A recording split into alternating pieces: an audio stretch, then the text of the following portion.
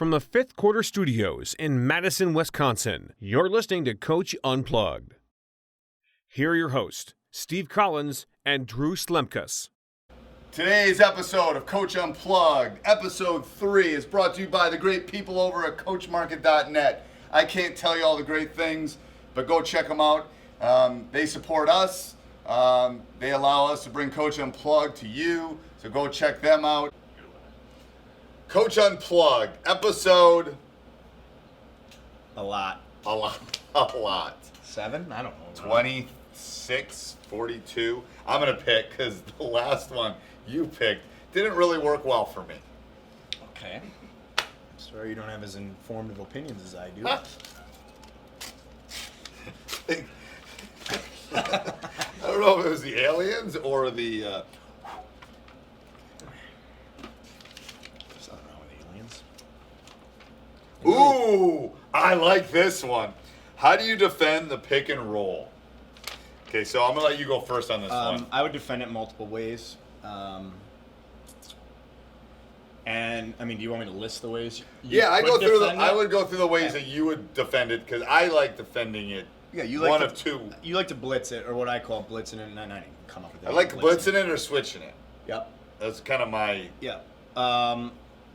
I think icing's important too, and icing's where on a side ball screen you force the dribbler down to the baseline, so away from the screen, and you force them to, you shrink the floor on them essentially. I think that's on a side screen. on a side below ball the free screen throw is line. you shrink the floor and you don't give them the middle of the floor. So icing I think is important. I think blitzing is important. I think switching is important, and what I've heard call is a flag trap or zoning that screen, where the big stays under it, invites them to drive, and ideally you get the guard back underneath. If not, you end up switching. So if you were a youth coach watching this or listening to this, if I was a youth coach, so let's say less than 9th grade, and you're listening to this or watching this, and you could only work on one type of way of defending a ball screen or pick and roll, what would you do? If you could only pick one, I know what I teach them to do. If I could only do one, I would probably teach young kids to flat show, which means stay at the level of the screen, and have the guard fight over the top of it is probably how I would play it. that's actually a good idea. I was thinking blitz because they don't pass well. Kids at that age don't pass well. Yeah. So my thought was blitz and then switch, because switch would teach them to communicate on defense, which is extremely important. And I actually have switched it when I coached 7th this past year. Yeah. Switching works really well too, because it makes them talk. And we had actually a lot of like-sized kids. Right. I only had one really true big, and actually he could move his feet pretty well. So there were, if teams ran like multiple ball screens at us, or they had one really like go-to guy, right, and that's why they were running the ball screen, then I switched that.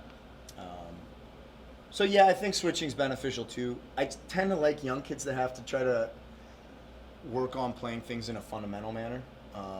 So the blitzing wouldn't be that much, but I think the switch would be better than the show, from the teaching standpoint, in the sense that they would have to communicate and talk through the switch. Yep. And the height level when they're 12 probably isn't as big for the most part. Yeah, and a lot of young teams only have one guy, or they have like a go-to guy. Right. So the more you can control that person, and maybe you blitz that one guy. But I do believe that you need some change-ups. I think you need multiple ways to defend ball screens. And did you have calls, or did you just do that specifically when you were at UIC? UIC, we did it as a scout call initially, and then we may switch that up in huddles.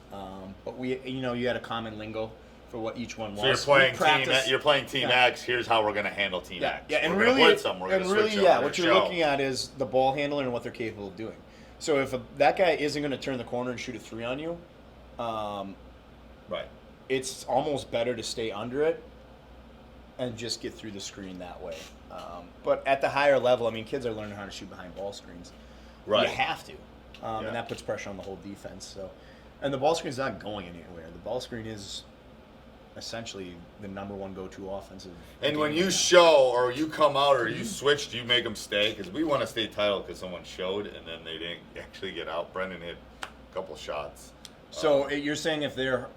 So if you're switching that, you're staying. You're closing out and you're staying. If you switch it, I would be up at the level and attacking that ball handler. So they can't turn the corner on you. Yeah. So pushing back to the middle. It's almost you want a front foot or that what I'm calling the front foot up at an angle, so it at least forces them to have to flatten out.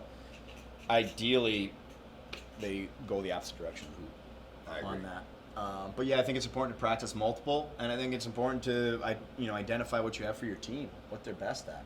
Like our center last year, I thought was pretty good at staying under screens, zoning, moving, waiting for the other guard to get back, and then switching back to his man. Yeah, and we didn't have a lot of centers that were dangerous, rolling to the hoop, or that they could pop and hit a three, so we could play it that way. And that pass is hard. That pass is hard for guards on that slip when you get that screen. If they that slip is really hard, even for the good guys. Yeah. So I think like any defense we've sort of talked about, having options and being able to match your personnel to what the opponent brings. I like the scout call though too. That's kind of the way we do it. Yeah, where you scout in advance and you go, we want to blitz this, and we were pretty much switch or a blitz. Yeah. Yeah, those were our two options last year. With that, and again, it changes. The dynamics. It all depends on the what team. you have. Good. I think that we agree on pick and roll.